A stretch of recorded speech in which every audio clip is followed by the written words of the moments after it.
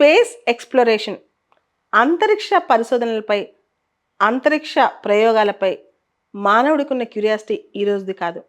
In fact 1950 దశకం నుంచే ఇది బాగా మొదలైంది. ముఖ్యంగా ప్రచ్ఛన్న యుద్ధ కాలంలో అమెరికా, సోవియట్ రష్యా పోటీ పడి మరి ఈ స్పేస్ ఎక్స్‌ప్లోరేషన్‌లో ముందడుగులు వేశాయి.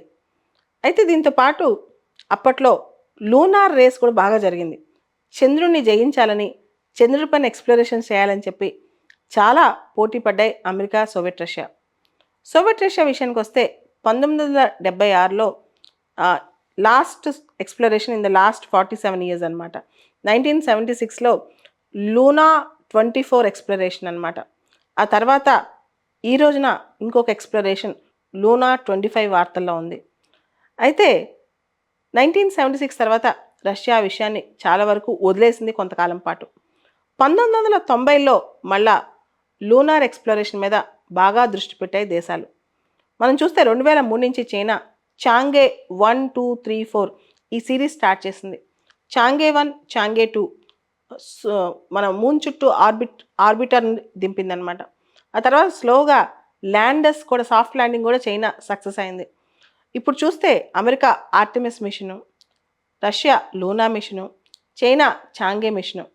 ఇన్‌ఫ్యాక్ట్ చంద్రుని మీద ఈ మిషన్స్ అన్నీ కూడా అమెరికా, రష్యా, చైనా, ఇప్పుడు భారత్ చంద్రయాన్ 1, చంద్రయాన్ 2, చంద్రయాన్ 3. సో ఈ దేశాలు చంద్రుడి పైన రీసెర్చ్ చేయడానికి, అక్కడున్న మినరల్స్ని కనుక్కోవడానికి, అక్కడ ఎటువంటి వాతావరణం ఉందో తెలుసుకోవడానికి చాలా ఆసక్తి చూపిస్తున్నాయి. ఈ దశలోనే మనకి చంద్రయాన్ 3 అనే కాన్సెప్టు, తర్వాత రష్యా లూనా 25 అనే కాన్సెప్టు, ఇంతకుముందే చైనా చాంగే 4, చాంగే 5 ఈ కాన్సెప్ట్స్ ఇవన్నీ కూడా వార్తల్లోకి వచ్చాయన్నమాట. అయితే భూమికి, చంద్రుడికి చాలా తేడా ఉంది. భూమికి ఉన్నట్టు చంద్రుడి మీద గురుత్వాకర్షణ శక్తి లేదు. ఆ గ్రావిటేషనల్ ఫోర్స్ లేదు. జనరల్‌గా మనం భూమి మీదకి ఫర్ ఎగ్జాంపుల్ పారాగ్లైడింగ్‌కి వెళ్ళాం అనుకోండి. కిందకి దిగేటప్పుడు ఆటోమేటిక్‌గా స్లోగా దిగుతాం. భూమి మనల్ని ఆకర్షించుద్ది. ఈజీగా ఫాల్ ఈజీ అవుతదనమాట. కానీ చంద్రుడి మీద పరిస్థితి ఏంటంటే అక్కడ గ్రావిటేషనల్ ఫోర్స్ లేనందువలన అక్కడ ల్యాండింగ్ చాలా కష్టం. ఆర్బిటర్ చాలా ఈజీ, అంటే చంద్రుడి చుట్టూ తిరుగుతూ ఫోటోలు తీయటం అని చాలా ఈజీ, కానీ అక్కడ ల్యాండ్ అయ్యి అక్కడ ప్రోబ్ చేయటం చాలా కష్టం అనమాట. జనరల్‌గా సాఫ్ట్ ల్యాండింగ్ చంద్రుడి మీద చేయడం అనేది అంత ఈజీ అయిన పని కాదు. అది నెమ్మదిగా డీబూస్టింగ్‌తో, అంటే చాలా స్లో డౌన్ అయ్యి అవ్వాలి. చంద్రయాన్ 2 టైంలో మనం లాస్ట్ 2 కిలోమీటర్స్, అంటే ఇంక చంద్రుడిని 2 కిలోమీటర్స్ చేరుతాం అనంగా అక్కడ విఫలమయ్యాం. అప్పుడే మన ఇస్రో డైరెక్టర్ చైర్మన్ గారు ఒక మాట అన్నారు, శివన్ గారు. 15 మినిట్స్ ఆఫ్ టెర్రర్. ఆ లాస్ట్ 15 మినిట్స్ చాలా క్రూషియల్. ఎందుకంటే అక్కడ ల్యాండింగ్ చాలా ఇంపార్టెంట్. ఆ చంద్రుడి మీద ల్యాండ్ అయ్యేటప్పుడు, ఆ డీబూస్టింగ్ జరిగేటప్పుడు, ఆ స్లో డౌన్ అయ్యేటప్పుడు న్యూటన్స్ థర్డ్ లా ఉపయోగిస్తాం అనమాట. అంటే ఒక బూస్టర్‌కి మనం ఫైర్ అంటించి కిందకి స్లోగా దిగుతూ ఉంటాం అనమాట. అది చాలా కష్టం. చాలా సార్లు క్రాష్ అవుద్ది. ఇదే క్రాష్ ఈ రోజున జరిగింది రష్యా లూనా 25 మిషన్. సో ఇక్కడ ల్యాండింగ్ క్రాష్ ల్యాండింగ్ ఏననమాట. సాఫ్ట్ ల్యాండింగ్ అవ్వల. సో చంద్రుడి పైన అడుగు పెట్టాలంటే కీలకమైనది సాఫ్ట్ ల్యాండింగ్. అయితే మన చంద్రయాన్ 3కి, లూనా 25 మిషన్‌కి ఒక కామనాలిటీ ఉంది. ఈ 2 కూడా చంద్రుడి దగ్గర సౌత్ పోల్ దగ్గర ల్యాండ్ అవ్వాలని యోచించాయి. అంతేకాదు 2 ల్యాండ్ అయ్యే ప్లేసెస్ కొంచెం డిఫరెంట్‌గా ఉన్నా సరే, ఇండియా చంద్రయాన్ 3 సౌత్ పోల్ దగ్గర 70 డిగ్రీస్ లాటిట్యూడ్ దగ్గర ల్యాండ్ అవుతుందన్నమాట. భవిష్యత్తు అన్ని సక్సెస్ అయితే గనక 70 డిగ్రీస్ దగ్గర ల్యాండ్ అవ్వబోతుంది మన చంద్రయాన్ 3. మీకు తెలుసు ల్యాండర్ పేరు విక్రమ్, రోవర్ పేరు ప్రజ్ఞాన్ అని. అయితే ఇక్కడ ఇంకొక మాట చెప్పుకోవాలి. అయితే ఈ రోజున లూనా 25 మన ఫస్ట్ నుంచి కూడా లాస్ట్ 20 డేస్ నుంచి ఒక క్యూరియాసిటీ ఉంది. చంద్రయాన్ 3 కన్నా లూనా 25 చాలా లేట్‌గా ప్రయోగించారు. చాలా ఫాస్ట్‌గా రీచ్ అవుతుంది. అది గనక ల్యాండ్ అయితే సాఫ్ట్ ల్యాండింగ్ సౌత్ పోల్ దగ్గర లూనా 25 ఫస్ట్ చేసినట్టు అవుతుంది మన చంద్రయాన్ 3 కన్నా. ఏది ఘనత సాధించిద్ది అని చెప్పి. అయితే రష్యా ప్రయోగించిన లూనా 25 క్రాష్ ల్యాండింగ్ అయిందంట కొద్ది గంటల క్రితం. దాంతో చాలా ప్రాబ్లమ్ అయిపోయిందనమాట. అయితే మన చంద్రయాన్ 2 కూడా ఇంతకుముందు మనం లాంచ్ చేసిన మిషన్ కూడా ల్యాండింగ్ దగ్గర టెక్నికల్ ఇష్యూ అయ్యి మన కనెక్టివిటీ కోల్పోయిందనమాట. దాంతో మన ల్యాండర్ కూడా 2 కిలోమీటర్స్ ముందే క్రాష్ అయిపోయిందంట అప్పట్లో. So Chandrayaan 2 partially successful, partially failure అనమాట. ఇప్పుడు చంద్రయాన్ 3 వచ్చే 2, 3 డేస్‌లో మనకి న్యూస్ రాబోతుంది. అది ఏ విధంగా ల్యాండ్ అవుతుంది, రోవర్ ఏ విధంగా దిగుతుంది ఇదంతా. సో ఇది ఎంతవరకు ఆల్రెడీ మనకు న్యూస్ ఉందనమాట. చంద్రయాన్ 3 ఆల్రెడీ భూమి మీద భూమి ఎర్త్ ఆర్బిట్లోంచి మూన్ ఆర్బిట్లోకి వెళ్ళిపోయింది. మూన్ ఆర్బిట్లో కూడా చంద్రయాన్-3 మూన్‌కి చాలా దగ్గరగా వెళ్తుందని చెప్పి న్యూస్ వచ్చేస్తుంది. ఈ న్యూస్‌లో భాగంగా ల్యాండింగ్ చంద్రయాన్-3 ఎలా జరుగుతుందనేదే పెద్ద క్వెషను. సో, దీంతో లూనా 25 అనేది క్రాష్ ల్యాండింగ్ అవ్వటం అనేది ఇప్పుడు పెద్ద షాకింగ్ న్యూస్ వరల్డ్‌కి. ఒకవేళ గనక చంద్రయాన్-3 సక్సెస్ అయితే చంద్రుడి ఉపరితలం సౌత్ పోల్ దగ్గర సాఫ్ట్ ల్యాండింగ్ చేసిన మొదటి దేశంగా భారతదేశానికి కీర్తి వస్తుంది. ఎందుకంటే ఇప్పటి వరకు చంద్రుడి దగ్గర ఈక్వెటోరియల్ రీజియన్ దగ్గర మిగతా దేశాలు అమెరికా కానీ, రష్యా కానీ, చైనా కానీ ఈక్వెటోరియల్ రీజియన్ దగ్గర ఆ ప్రాంతాలు ఎక్కువ చేశాయి కానీ సౌత్ పోల్ దగ్గర చేయడం చాలా క్లిష్టతరం అనమాట. సో, ఇది చాలా గొప్ప విషయం అని చెప్పొచ్చు ఒకవేళ కనుక మనం సక్సెస్ అయితే. అయితే ఇస్రోకి ఇప్పుడు ఇస్రో ఒక చంద్రయాన్-3 మిషన్‌కి, రాస్కాస్మోస్ యొక్క అంటే రష్యన్ స్పేస్ ఏజెన్సీ యొక్క లూనా 25కి మేజర్ తేడా ఏంటంటే మనము చాలా కష్టమైన పాత్ ఎన్నుకున్నాం. సర్క్యూటియస్ రూట్ అనమాట మనం ఎన్నుకుంది. అంటే ఫస్టు ఎర్త్ చుట్టూ 5 రౌండ్లు తిరుగుద్ది. తర్వాత మూన్ చుట్టూ 5 రౌండ్లు తిరిగి మూన్ గ్రావిటేషనల్ ఫోర్స్‌లోకి అదెళ్ళి మూన్ గ్రావిటీ దగ్గరికి అదెళ్ళి అక్కడి నుంచి డీబూస్టింగ్ చేసి అంటే మన ఇస్రో వాళ్ళు చాలా చౌకగా తక్కువ ఖర్చుతో ఎక్కువ డేస్ పట్టే ఒక శక్తిని ఉపయోగించుకున్నారు.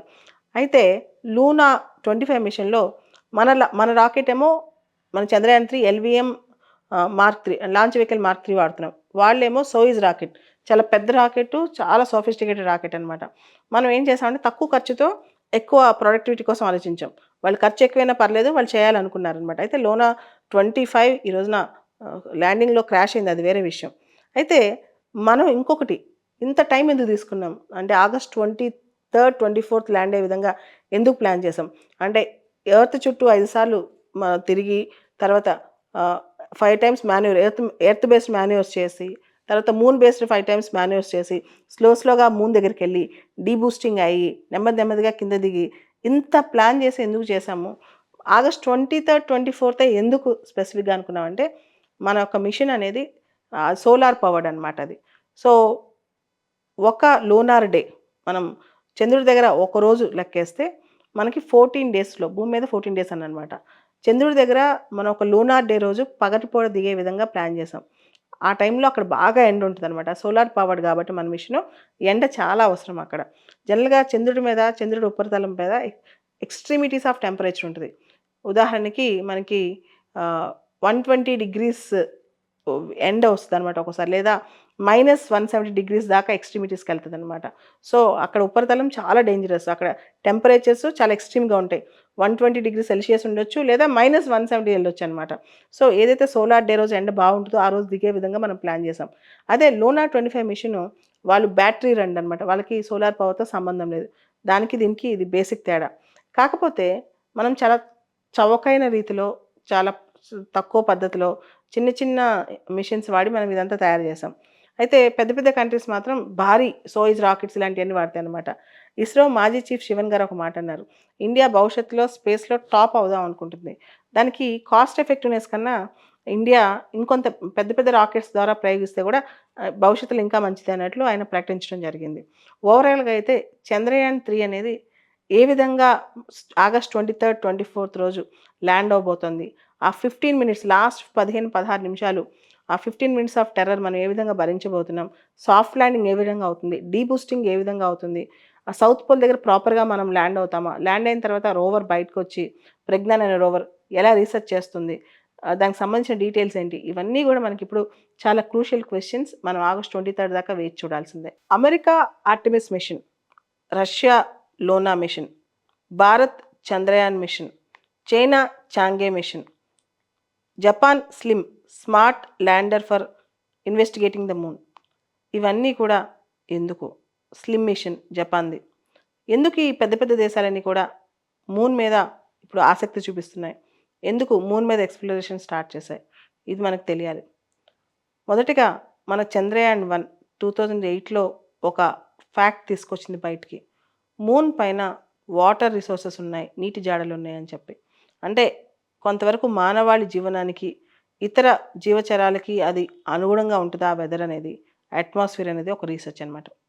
రెండోది మూన్ బాగా రీసెర్చ్ చేస్తే గనక రేర్ ఎర్త్ మెటల్స్ లాంటివి అక్కడ దొరికే అవకాశం ఉంది అని. అయితే ఇక్కడ మూన్ ఎకానమీ అనే పదం కూడా ఇప్పుడు బాగా వాడుకలో ఉంది. అంటే చంద్రుడిని వాడుకుని మనం ఆర్థికంగా ఏమైనా లాభం పొందవచ్చా?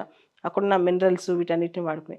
తర్వాత చైనా చాంగే మిషన్, చాంగే సైట్ అని చెప్పి ఒక మినరల్‌ని అక్కడ కనుక్కుందనమాట. దాని సింబల్ వై. తర్వాత దాంతో పాటు హీలియం ఐసోటోప్ 3 కూడా అక్కడ కనుక్కున్నారు. అంటే అక్కడ మానవాళికి కొంత అనువుగా ఉండే పరిస్థితులు అక్కడ ఉండే అవకాశం ఉంది అని అందరూ అంటున్నారనమాట. సో, ఇవన్నీ చూస్తే మూన్ మీద అందరికీ ఆసక్తి పెరిగింది. రేస్ అంతా ఇప్పుడు లూనార్ రేస్ అయిపోయిందనమాట. అన్ని దేశాలు దీని మీద ముందుకెళ్ళి దీనిపైన రీసెర్చ్ చేయాలనే దీనిలో ఉన్నాయి. దీనిపైన ఎంత ఖర్చు పెట్టడానికి కూడా ఈ దేశాలు వెనకాడట్లేదు.